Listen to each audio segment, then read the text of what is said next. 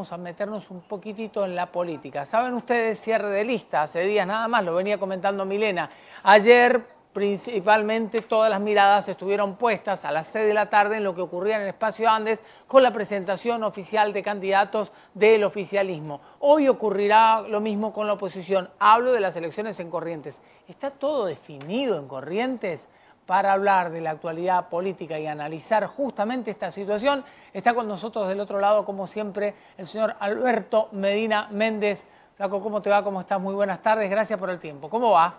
¿Cómo estamos, Daniel? Muy buenas tardes. Un saludo grande para vos y para todo el equipo de trabajo y, por supuesto, para los que nos están acompañando a través de este medio de comunicación. Alberto, hay como una sensación, y yo no creo que de triunfalismo, de exitismo, sin fundamentos, que se da como hace, creo, no ocurría en mucho tiempo aquí en Corrientes, digo, desde la parte oficial, digo, por méritos propios, pero también por errores del adversario, sobre todo a la hora de pensar que la ciudadanía no ha conocido los candidatos, no conocíamos de definición ni nombres verdaderos que podían integrar las distintas listas. ¿Eso le jugará en contra a la oposición, en este caso aquí en Corrientes? Bueno, empiezo por el principio, ¿no? Sí, efectivamente hay una suerte de exitismo en algún sector de la política de Corrientes que tiene algún sustento, digamos, ¿no? La verdad que las cifras de las encuestas suelen ser mucho más volátiles que lo que está mostrando el gobierno provincial hace muchos meses. El gobernador aparece entre los gobernadores con mejor imagen positiva de todo el país, ha estado en esa especie de ranking durante muchos meses en un muy buen lugar. No solamente las encuestas del oficialismo, sino también las encuestas de la oposición dicen cosas muy parecidas. Estamos hablando de niveles de aprobación de la gestión muy elevados, y eso obviamente consolida la idea de que el triunfo del gobernador Gustavo Valdés en el intento de su reelección es casi un hecho, digamos, ¿no? Esto es política, pueden pasar muchas cosas, faltan todavía varias semanas, pero a medida que se va acercando la fecha de la elección, uno tiene la sensación de que es muy difícil revertir esa inercia, al menos en esta cuestión que estamos planteando, que tiene que ver con el cargo de gobernador y la fórmula de gobernador y vice. Por otro lado está lo que vos planteás, ¿por qué el gobernador Valdés llega con ese nivel de imagen positiva al último tramo de la campaña electoral? Y ahí sí, claramente, debe haber seguramente méritos propios y también de méritos ajenos, ¿no? Creo que en ese sentido el oficialismo tuvo algunos aciertos en los últimos años de la gestión, mostró una cara renovada ante la sociedad, de un frente político que se está consolidado en Corrientes hace muchos años, que pudo de alguna manera reinventarse con el cambio de caras, y también por otro lado algunos aciertos más específicos en el tema de la gestión, que ha tenido que ver con un discurso más vinculado al desarrollo, aciertos muy específicos como el tema del hospital de campaña y el manejo de la pandemia, que en términos relativos, no en términos absolutos, pero sí en términos relativos, ha sido claramente mejor que el de otras gestiones de la región, y eso se puede verificar no solamente en los números, sino también en el daño económico que ha tenido todo el país, y que Corrientes en ese sentido ha salido, digamos, de alguna manera amortiguada de esa crisis que es tremenda en un montón de distritos, y que Corrientes la ha sufrido, por cierto, pero con niveles relativamente más bajos que los que ha sufrido otras provincias del país, ¿no? Entonces eso lo deja de alguna manera mucho mejor parado. Y del lado de la oposición, por cierto, problemas vinculados a la falta de liderazgo, a la falta de referentes consolidados, un hecho que la pandemia marcó mucho, que es el alejamiento de la calle de los dirigentes políticos, ¿no? La falta de contacto de los dirigentes con la gente, eso propio de la pandemia, tampoco ayudó mucho. Y por supuesto las divisiones internas, digamos, de alguna manera no ayudaron. No te olvides que el proceso político de justicialismo en Corrientes ha sido un proceso a través de un normalizador, de una especie de interventor, no de una elección interna propia que probablemente hubiera oxigenado mucho más a ese espacio político. Entonces creo que la sumatoria de estos elementos son los que hacen que mucha gente esté, digamos, de alguna manera cantando victoria antes de la fecha, y la verdad que se hace muy difícil imaginar que eso se pueda revertir en tan pocas semanas, ¿no?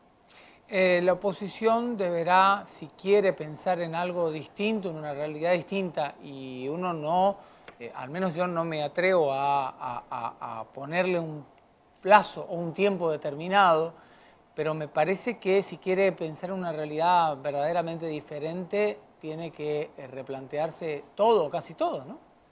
Y hay mucha tarea para el hogar, ahí Daniel. En primer lugar, creo que hay una tarea pendiente que es salir a caminar la calle, ¿no? Estar en vinculación con la sociedad, estar en contacto con la gente, entender las problemáticas locales. Creo que en ese sentido, lamentablemente, la oposición en Corrientes ha quedado muy alejada, obviamente, con su discurso y cerca de algún sector de la sociedad, pero esto ya ni siquiera es un problema de sectores sociales, ¿no? No sería razonable pensar que los sectores más populares están cerca del peronismo y los sectores de clase media más cerca de Encuentro por Corrientes, porque eso no expresan los números. Los números dicen otra cosa.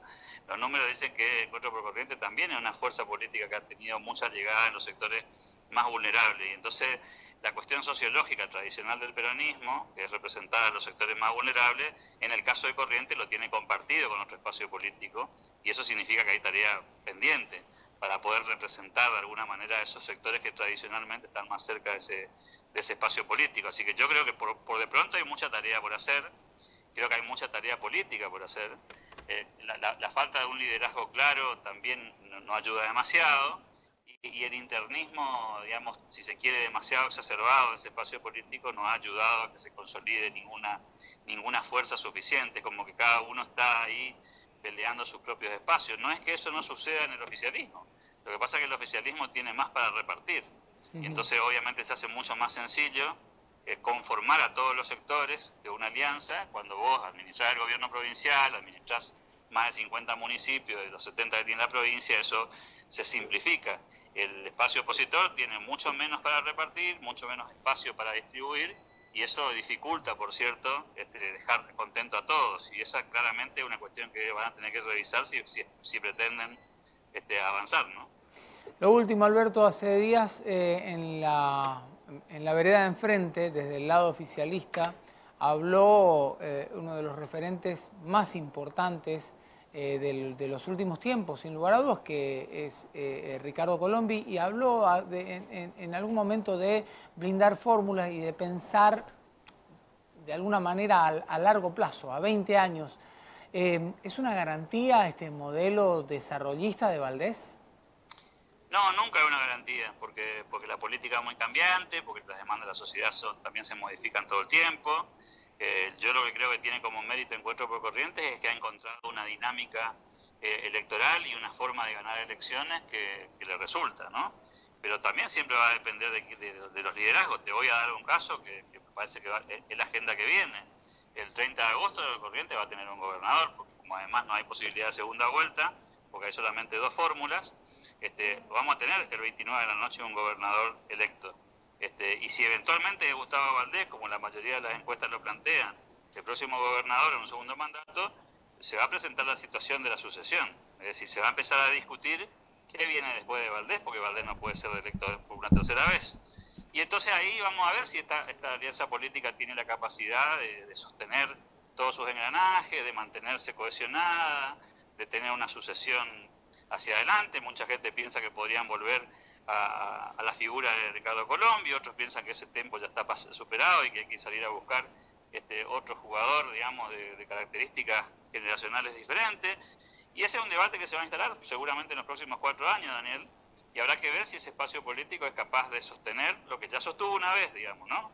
Del paso de Ricardo Colombi a Gustavo Valdés hubo una situación de estas características y ese frente político salió airoso. Habrá que ver si lo puede hacer de nuevo. Por eso me parece que Ricardo Colombi habla de este tema de blindar la fórmula para garantizar los próximos 20 años en ese espacio político. Pero en política siempre juegan dos, esto como hoy a mí nos gusta el fútbol, ¿no? Para ganar vos tenés que hacer las cosas bien y el otro tiene que hacer las cosas mal. Si el otro se manda el partido de su vida, vos también podés perder, aunque tengas el mejor equipo. Entonces me parece que la política en ese sentido no nos da garantías de mediano plazo. Alguna de corto plazo podemos especular con eso, pero no está todo dicho de cara hacia adelante, Daniel. Alberto Medina Méndez, muchas gracias por el tiempo como siempre, ¿eh? Hasta pronto. Análisis de la realidad, de la actualidad a partir del cierre de listas. Alberto Medina Méndez acompañándonos como cada semana.